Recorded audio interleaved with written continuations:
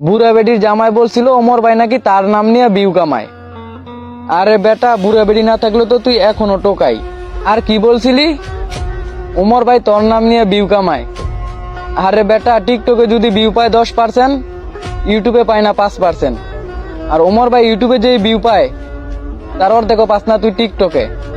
আর তোরা তো চোষে না ইউটিউবে।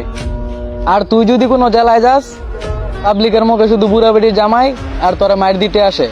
আর ওমর ভাই যদি কোনো জেলায় যায়, পাবলিকের মুখে শুধু বিগ ফ্যান শুনে। আর যোগ্যতা তো কমেন্ট বক্স হয়ে গেলে দেখা যায়। তোরে পাবলিক এখনো টোকায় বলে, আর ওমর ভাইকে ব্র্যান্ড বলে। আর একটা টোকায় আছে, মরা বাইং মাছ ধরে, কিছু করার আগে ভাবে না, করার পরে বাপ ডাকে। কিছুদিন আগে কোরআন নিয়ে ফাইজলামি করছে, আবার ওমর ভাইরে কি বলছে? ওমর ভাই নাকি তার নাম নিয়ে ফর ইউতে চলে। আসলে টিকটকে তার ওমর ভাইয়ের থেকেও বেশি ফলোয়ার, তাই সে নিজের ভাবে।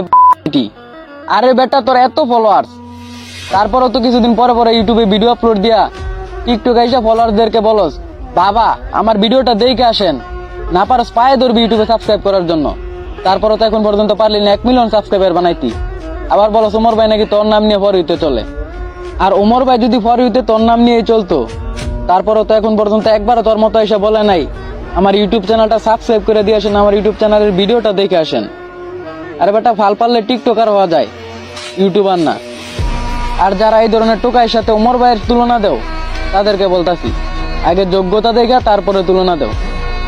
এই ধরনের টোকাই অলওয়েজ টোকাই থাকে, আর ওমর ভাই অলওয়েজ ব্র্যান্ডই থাকে। ওমর ভাই কখনো নিজের ব্র্যান্ড দাবি করে না, পাবলিকে বলে। আর তোদেরকে পাবলিক টোকাই বলে।